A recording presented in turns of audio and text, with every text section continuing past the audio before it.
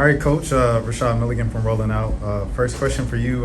The shots were just raining tonight from 3-point. How much does that help you guys when you kind of get that start from 3-point shooting? Yeah. We had them pretty spread out, that we were finding open shooters. We made them for that big stretch to build a lead, and then we started missing them. But that's the way it goes when you shoot threes. It's been our identity, where we're able to get, 29 is a lot of threes, but shooting that well. We've got some good shooters. We've spread people out, and obviously K-Mac did the most damage today. What was it like seeing AP in Atlanta? Just fresh start, everything like that. She's getting more PT in the rotation. I don't think about other teams' players. Okay. I think about my team's players. Coach, so I know you stated that's your identity, but was it more of the matchup tonight, as far as No. Alicia Gray's a really good defender. I thought it was us finding ways to play behind a ball screen and their ball screen defense. We've been working on that, and to be honest with you, the last 2 games we finally have found ourselves in that way. First few games we were a little sticky, we were a little hesitant. We weren't seeking the paint as much, and so I think we just moved it. We're trusting each other, and when you're open, you shoot it. And we were fortunate to make some tonight. And can you speak about the defense? Our defense or their defense? Your defense. Yeah. It's like once you started hitting the threes, then you saw the defense take over. Yeah. And the biggest thing was they destroyed us in the paint, and it's been a problem for us. And so we just, once again at halftime, we showed them, where we were giving up points in the paint that were just not very disciplined plays, getting back cut, getting ducked in on by the bigs, just not, our closeouts and that sort of thing. Just didn't do what we needed to do to protect our paint. And so they shot, when you scored 22 points in the paint, you're going to shoot a high percentage. They shot 52.8 in the first half. And, we really locked in on that and knew that we had to find, our identity defensively. We had to find a way. And so second half, they had just 8 points in the paint. And that correlates to a 37.5 second half field goal percentage. So getting that done. Now both teams were scoring in the first half, so it's not like we weren't scoring. We were just scoring a little differently. So both teams were scoring, and we just knew that at some point to break that, you couldn't just keep trading baskets to win the game. You had to get separation, and the defense was going to be our path. What's working so well for Fee this season? Fee? She's a great player. That works well for her. She's just so versatile. Saw tonight that she spent a lot of time working on her 3-ball, so it's good to see her knock a few down. She's just got great footwork. She doesn't make the same move twice. She's got this touch from 10 feet, so she doesn't always have to be on the block. Doesn't stop moving. She's just really dependable and trustworthy. And then can you speak more on just the movement on the offense? I know you spoke about it a little bit, but just the rotation and moving around. Yeah, I mean, it's Atlanta's defense is physical and hard to play against. And really, obviously as they were getting more and more desperate in the game, it got harder and harder for us. So the defense for them was physical. We had to find ways, quick out.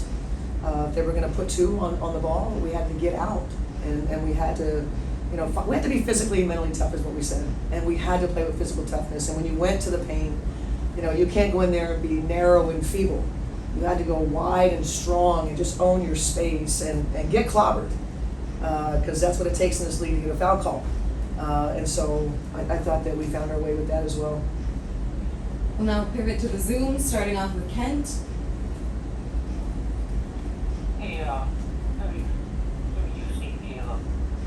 how to perform. Yeah. But when you're watching a player just on a heater like that, just how much fun is it just to watch? She made her first 9 shots, first 6 threes. Yeah.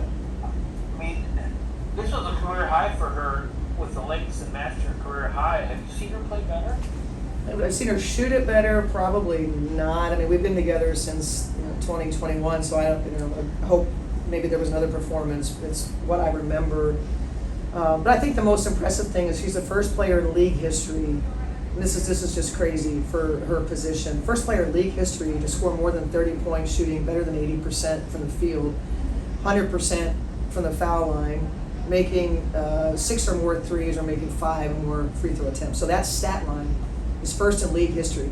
And so we needed it. She moved into 36 all time, with 4,335 points, 10th in franchise point scores. So just a really impressive night, and we needed it.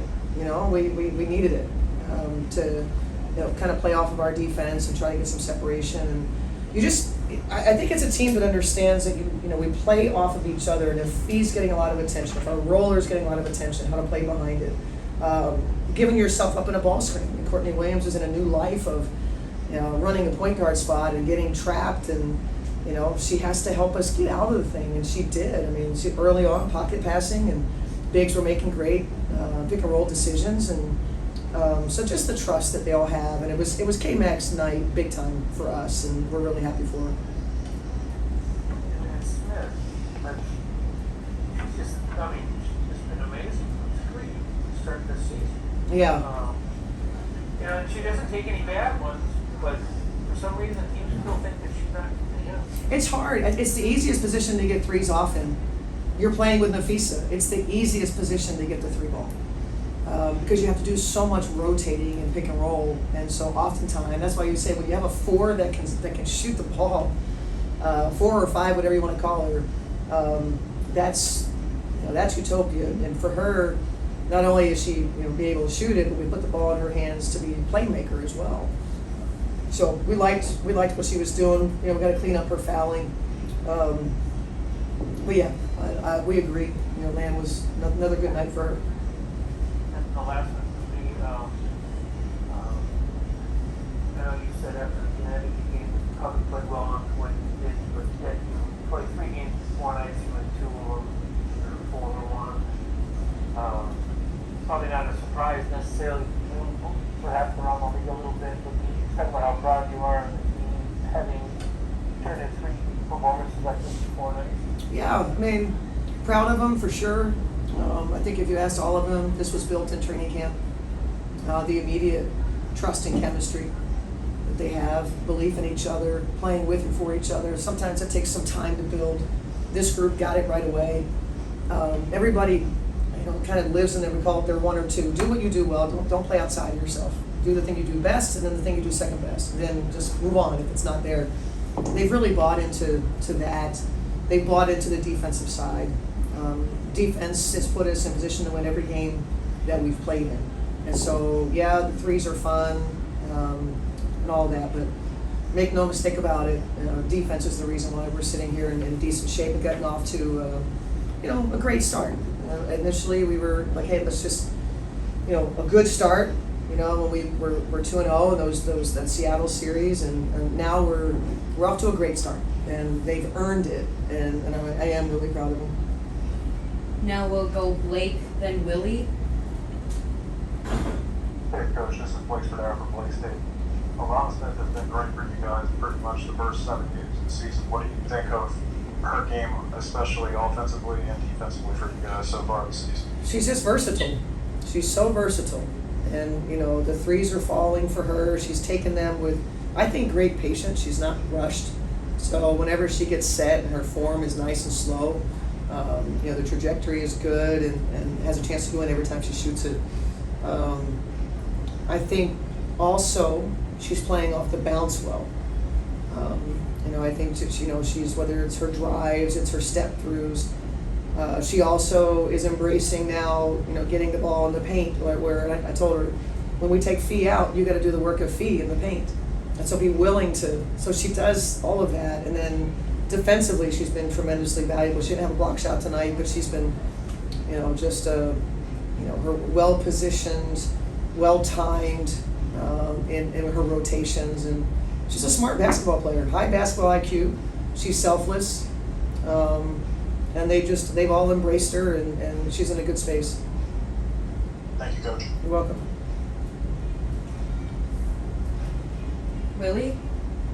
Hey, Cheryl, earlier this season you talked about a training camp vibe. It dictates how a season can go. You sort of know from jump. You come in today as the only team ranked in the top 3 in both points scored, points allowed. You're 2 points away from an undefeated season. 3 of the first 5 opponents in 4 games were ranked in everybody's power rankings top 4. What did you see that others didn't about your leagues? I think the simple answer is we see it in ourselves and other the experts. We don't believe the experts, and nor should anybody else. Every team around the league does not look at those power rankings and these pundits that seem to know.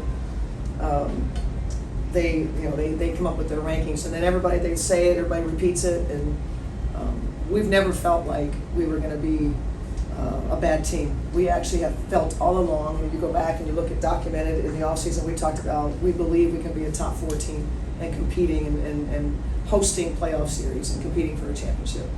We've said that. Now it's early. We're off to a good start. We positioned ourselves, decently. We've got such a long way to go. But they see it in each other. When we laughed about it, because it's been this way. I guess when you move from a dynasty era, and then we don't have the same names, then there's just not the same respect given. I don't know if they don't believe in the coach. There's something. They're handicapping us in some way. But more than anything, we just don't believe what the outside people say. We have great belief in ourselves and always have. We took a team down to the bubble in 2020. That people had us outside the playoffs, and we finished 4th. We competed in the semifinals. And then in 2021, same thing. Pick us, 6 or later, and we finished 3rd. And so this is an ongoing thing. And so we don't have a problem. It's other people that don't know what they're doing.